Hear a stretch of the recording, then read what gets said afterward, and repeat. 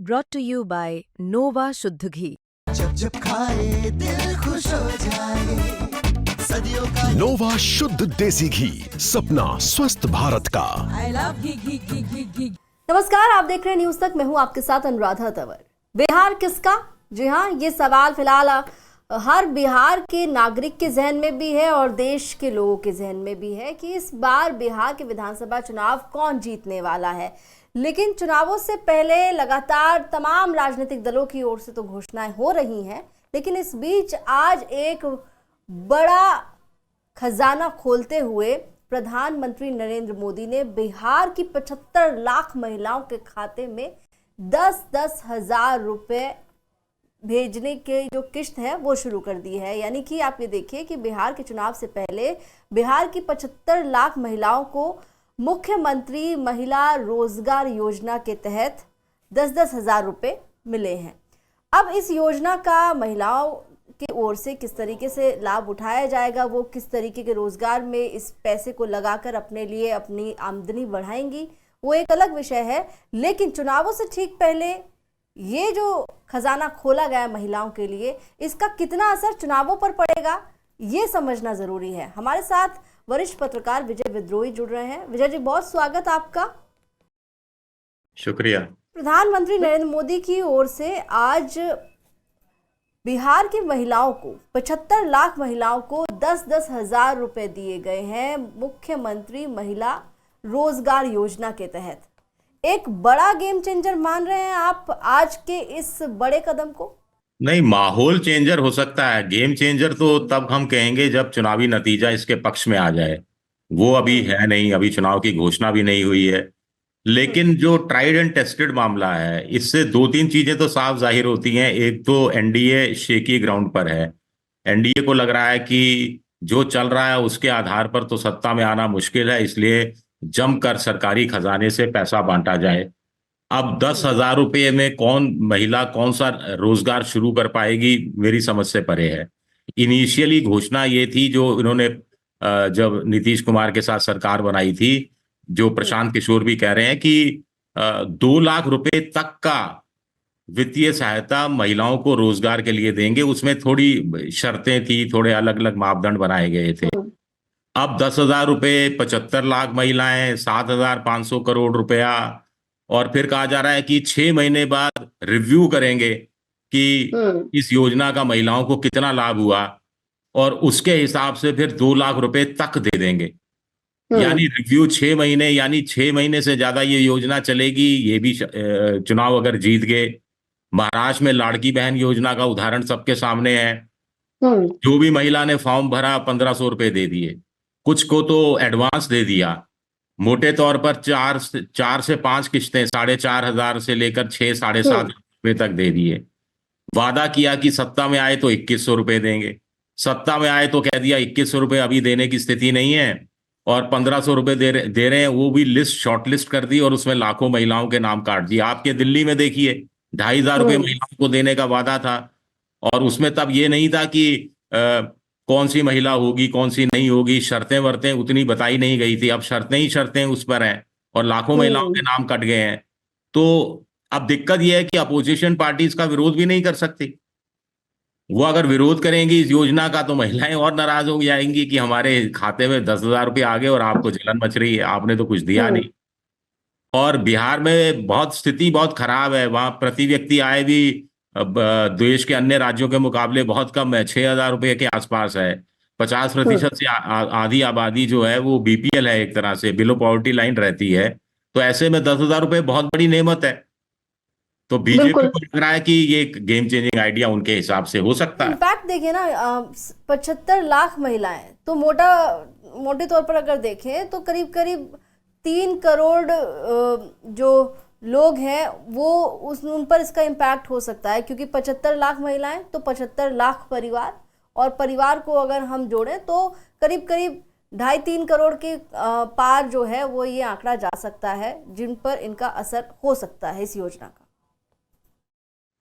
वो आपने सही कहा। मैं इसको दूसरा आंकड़ा आपको दूं कि 7.5 करोड़ 25 लाख वोटर हैं, उसमें से 3.5 करोड़ आधी महिलाएं हैं, 100% 18 साल से ऊपर की। 3,50,00,000 से भी ज्यादा। तो 3,50,00,000 से ज्यादा महिलाएं हैं, उनमें से 75 लाख को ही दिया जा रहा है। तो बाकी जो बच गई करीब करीब 3 करोड़ महिलाएं, क्या उनकी नाराजगी नहीं होगी? 2.25 करोड़ महिलाएं, क्या उनकी नाराजगी नहीं होगी? तो आप नहीं, इसको जिस परिवार में हिसाब से सिर्फ देखना एक चाहें। योजना का लाभ दिया जा रहा है। हाँ, तो एक परिवार में से एक योजना को एक महिला को दिया जा रहा है, तो एक परिवार में 10,000 रुपया आ गया। और कहा यह जा रहा है कि रोजगार के लिए दिया जा रहा है।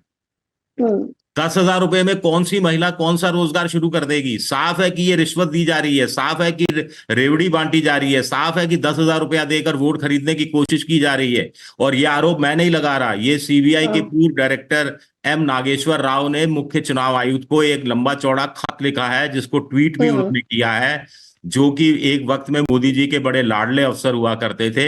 उसमें उन्होंने कहा है कि ये प्रधानमंत्री जो कर रहे हैं ये बिल्कुल नियमों के खिलाफ है, और ये रिश्वत दी जा रही है, ये वोट खरीदने की कोशिश हो रही है। मुख्य चुनाव आयुक्त को चाहिए कि वो इस पर तुरंत रोक लगाएं, राष्ट्रपति से कहें कि बिहार में राष्ट्रपति शासन लागू कर दिया जाए, 6 महीने चुनाव टाल दिए जाएं। और इसके साथ साथ वो कह रहे हैं कि चुनाव आयोग को अपनी साख बचानी है, तो उनको सुप्रीम कोर्ट की भी शरण लेनी चाहिए। इतना सख्त खत लिखा है नागेश्वर राव। बिल्कुल, मैंने वो पढ़ा है, उसमें उन्होंने एक और लाइन लिखी है, जनता का पैसा चुनाव से पहले, बिहार के चुनाव से पहले इस तरीके से बांटा जा रहा है, इस पर चुनाव आयोग को सख्त कार्रवाई करनी चाहिए। अब चुनाव आयोग तो कोई कार्रवाई करने की स्थिति में नहीं है, आप जानते हैं ज्ञानेश कुमार का। और दूसरी बात यह है कि अभी चुनाव की तो घोषणा हुई नहीं है। तो वैसे देखा जाए तो कोई भी सत्तारूढ़ पार्टी कोई भी नई योजना लाने के लिए स्वतंत्र है। अब तो ये जनता के बीच में विपक्ष ये लेकर जाए कि भाई चुनाव से ठीक अभी आज क्या तारीख हुई है, 25 सितंबर है। मुश्किल से 10 दिन के अंदर, 8 या 10 दिन के अंदर चुनाव की घोषणा हो जाएगी। तो चुनाव की घोषणा से 8-10 दिन पहले इस तरह पैसा डालने का मतलब क्या है? कहानी सब समझ रहे हैं। सितंबर है और ये माना जा रहा है कि दशहरे के बाद चुनाव का तारीखों का ऐलान हो सकता है। 5-6 तारीख के बाद भी कहा जा रहा है कि इलेक्शन कमीशन की ओर से डेट्स अनाउंस की जा सकती हैं। तो बहुत ज़्यादा वक्त है नहीं, और उससे पहले देखिए बिल्कुल सत्तारूढ़ दल जो है वो अपना खजाना खोल रहे हैं, और अभी कुछ और घोषणाएं भी हो सकती हैं। इधर ऑपोजिशन पार्टीज के लिए भी पूरा स्कोप है, पूरा स्पेस है कि वो भी जनता के बीच जाएं और अपनी तरफ से अपनी अपनी घोषणाएं करें। लेकिन जो बात आप कह रहे हैं कि रिश्वत दी जा रही है और एक तरीके से वोट खरीदने की जो कोशिश हो रही है, जो पत्र भी लिखा गया है रिटायर्ड अधिकारी की ओर से, उसमें इन तमाम बातों का जिक्र है। लेकिन उन सब से हटकर अगर हम सिर्फ इस 10,000 रुपये की किस्त जो महिलाओं के खाते में गई है, इसके असर की बात करें, विजय जी, चाहे आप इस योजना को रिश्वत कहें, आप कहें कि रेवड़ी बांटी जा रही है, लेकिन इनका फायदा चुनावों में देखने के लिए मिला है। हरियाणा देख लीजिए, मध्य प्रदेश देख लीजिए, बाकी और राज्य देख लीजिए, वहां पर जिन सरकारों ने चुनाव से पहले महिलाओं के खातों में पैसे दिए हैं उनको तो फायदा हुआ है। और ये एक बड़ा अमाउंट है, 10,000 रुपये जो महिलाओं के खातों में जा रहा है, उसका असर व्यापक तरीके से बिहार के इलेक्शन में देखने के लिए मिल भी सकता है। ये बात आप भी कबूल कर रहे हैं। अब ऐसे में अगर हम विपक्ष की बात करते हैं विजय जी, तो राहुल तेजस्वी के पास क्या विकल्प है?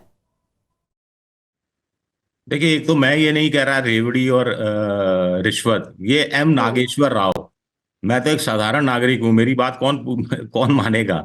लेकिन सीबीआई के एक डायरेक्टर, पूर्व डायरेक्टर, आईपीएस अधिकारी इतना बड़ा आरोप लगा रहे हैं, ये पहली बात। दूसरा, विपक्ष के पास क्या तोड़ है?